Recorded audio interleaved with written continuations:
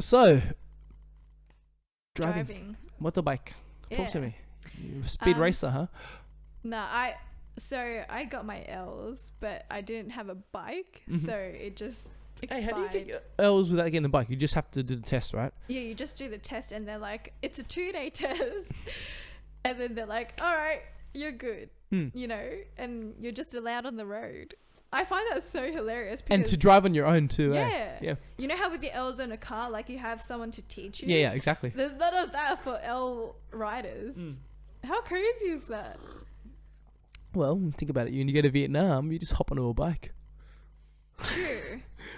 They're getting a bit more like strict about it now. Yeah. But I've found, don't be a smartass, you'll be fine. Because a lot of people used to tell me, Simon, if you get pulled over, just speak English. Right? What, here? No, in Vietnam. Oh, Just in speak Vietnam. English, right? Because I've got no papers and nothing. I've got no license, right? Get pulled over, just speak English. Don't give him nothing. You keep speaking English, the guy will get fucking, confused and he'll let you go. Cool. And I reckon they'll probably work in the countryside stuff to some extent, yes. Yeah. But then, so that was the mindset, right? Then I started realizing, and I saw on TV, these officers in Vietnam, they're starting to learn fucking English now. They're a younger crowd. They're like our age now. Yeah. And they've, because it's in their curriculum to learn a bit of English, they'll get the functional English out to go, motherfucker, why don't you have your papers, Yeah. Which was funny because when I was driving in Ha Giang, which is like the period of time where I drove for the longest, I was very wary of that. So, nothing really happened on my end. But I spoke to this guy when I was in the city, back in the city, kind of rich kid kind of dude, nice bike and everything. And he told me that when he was in Ha Giang, he got pulled over and he tried to do the English thing. And he's a local Vietnamese. He's just like, rich and like good education, speaks proper English. He was like to me, spoke English. The other guy spoke English as well. And I got fined. And I'm like, what? And so what I've realized is the thing to do is to speak Vietnamese and be up front. Yeah. It's probably going to cost you a little bit, but nothing compared to what you're making in Australia. Yeah. But the point being, now we're not trying to fool them anymore. My plan now is if I get pulled over, I'll just be up front like, I'm ready to, I'm going to get that, whatever. I'll just be real. Point being, you've been driving. How's that been? Yeah, good.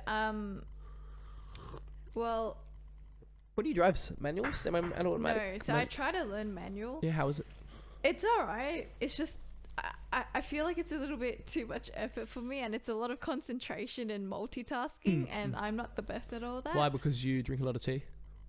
No, because I'm really bad with coordination, and That's similar reason why I haven't learned how to drive manual car yet. Yeah. I want to. I really want to. Feels like a man's gonna learn how to drive a manual car. Man. I feel like we should have all been taught how to drive in manual first. Yeah. Because what I've also learned trying to learn manual is that you understand the car better. So it's kind of like the foundations of things, like race car track drivers probably know a lot about cars and the engines and everything, and knowing what gear goes into what. You don't need that to drive successfully and be a good driver, but it really gives you that extra edge. That's me. Oh, You're okay. good. Go on. Yeah. Yeah. Sorry. No, that's okay. I'm so sin lai. No. How do you say sorry in your language? Sorry. Sorry with an Asian accent. Yeah. Sorry. I find that this is so bad, but I used to be very, very fluent from like the ages 2, 3, 4, 5, and then It's all single digits. yeah, and then At 5, you're doing these political speeches. But going into like a primary public school, whatever it was in Australia, it phases out. You don't really speak. Wrong. It's because you have siblings. What do you mean? So you go to school, you speak English, you come Yeah. home, you see your siblings, Yeah. English.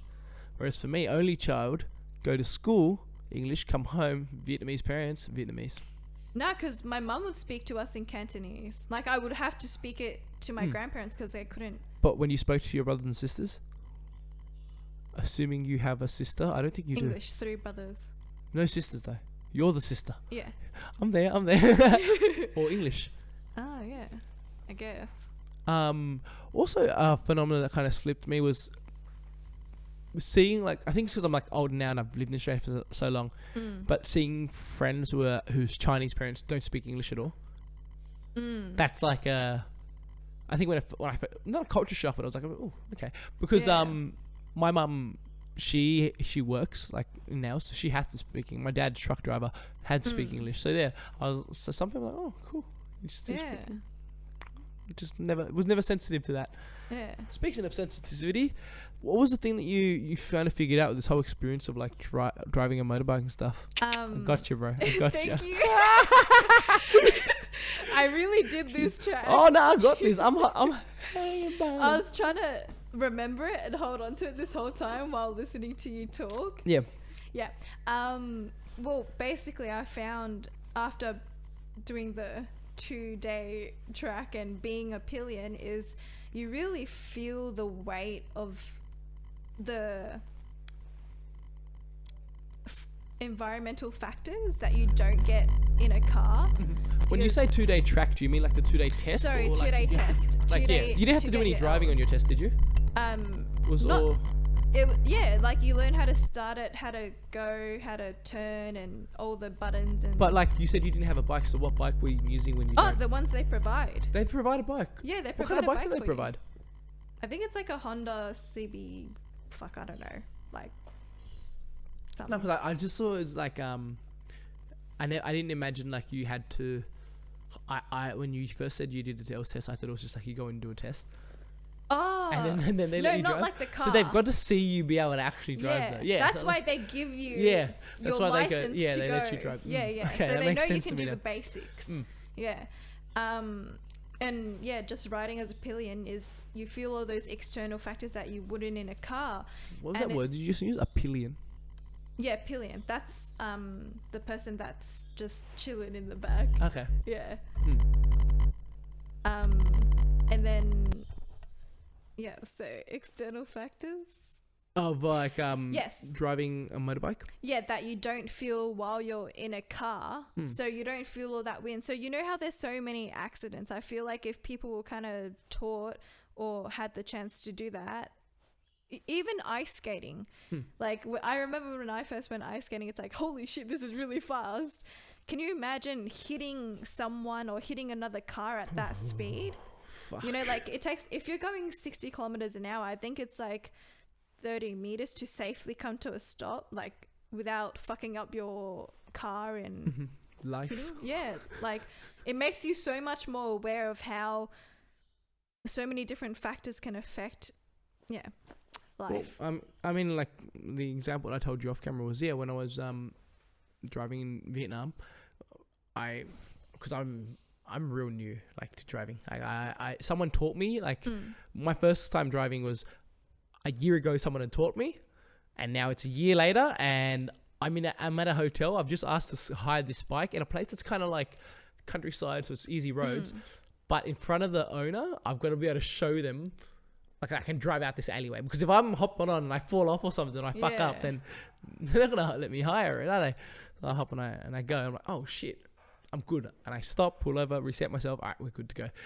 But because of that inexperience, I'm making the point, like, you know, I've had experience of like driving, like, because it's Vietnam, man. In Vietnam, big road, just trucks slipping past me or things like that. So you're real kind of careful. One fucking thing and you're off. And when I came back to Australia, and I drive a car, I'd feel real sensitive about like being close to people. Yeah. 'Cause I feel like just the same thing. I feel like just any kind of, I didn't just really like, it took me like about a couple of months before I was able to adjust. Oh, wow. To like, okay, and I'm a bit more sure. But I feel like it made me extra careful, right? Yeah. What was this altruistic metaphor you had for life for it? Not so much. Oh no, it was that everyone should give it a go, right? Yes, everyone should give it a go because it makes them more. Well, you feel like they make more safe drivers. I mean, one of the notes that you made on that I didn't want to touch on, but now I want to touch on because of the fact I didn't want to touch on it. Okay. The whole driving and around aimlessly and like stuff like that. Oh yes. Tell me about that. So that a lot of these thoughts kind of come when I'm driving because I feel, you know how we have like self-driving cars and everything, we're trying to just be super productive. So I was kind of like, while I'm driving, it's so not boring. It probably wouldn't be if I was driving manual, but you have all these thoughts like, okay, so going to, can I tell you what led to that though? Yeah, please. So I would, it was just driving to work where there's like a little construction thing going on, and one of the lollipop Lollipop man? guys, Yeah, lollipop lady. yeah, went out and stopped traffic to let this old people cross. And it's kind of like that little second that you take out of your day to just help someone out, you know. Why don't we all kind of be more like that? And Man's being paid $40 an hour, man. okay, Fuck you. Fuck you. No, I'm kidding. Yeah. But even there was one where I was turning into a street, and there was this old guy in a really cool, like, old school car, you know, like a Mustang or whatever it is, and he's kind of stalled, you know, and you can it's a whole pile of cars behind him waiting for him to like get out, because this is peak hour too. And you know, he's like, oh, freaking himself out because he can see how many cars are there. And so like they were beeping him too, and I was like, is that gonna help him? Do you think you beeping him is gonna help him go faster? Like, we all know we don't act very well under pressure, and we kind of, and then No, that's So really that- good. I like this one. yeah, so that went into Driving that around. thought, driving around with no real, and that's kind of also glass half full and half empty. And then the different types of people versus there's people that just, if there were no rules and no speed limit, or even if there was, like, are you the type to like, fuck yeah, let's see how much we can go and just rev it up and Because speed? no police around, no Yeah. cameras, I'll do Or are you just gonna take your time? Are you just gonna relax and just drive however like what's comfortable? But the other one's comfortable too. it. Small point on my end with the whole what's comfortable thing. I find that if I'm on time, I kick it. Like, because I'll even go behind a slow car, so that I can't risk speeding if I'm going behind a slow car, because I'm not in a rush. Although if I am running late, you know, I'll pull a fucking 70 and a 60, you know, small street, whatever. Because but that's why, as a person, like, I try to, you know, be very prepared and not late and things like that.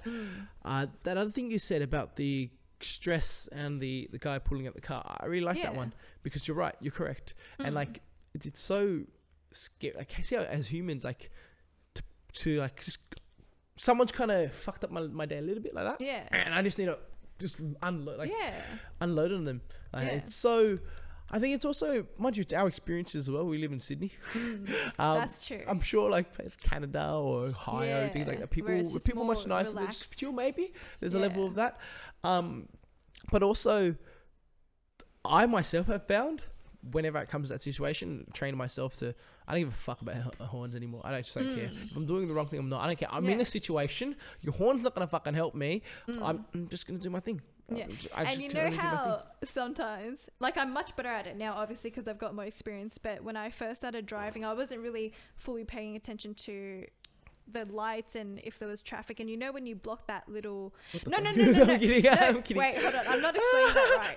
But when you kind of block that, there's like a street cars can turn into, and it's like just a road, and you kind of block that, and you're like, fuck. You're in the way. They're trying to turn in, so it's like, do you make eye contact and like, oh, sorry, or do you just stare ahead? Yeah, because you can't do anything. You stare ahead because you're allowed to be here. You're in the situation. I don't owe you shit. I suppose maybe the whole thing is for yourself. Yeah, but I've also been in that situation where it's like, oh my god, this road is so hard to turn right on. I could turn right now, but you're blocking me. You know,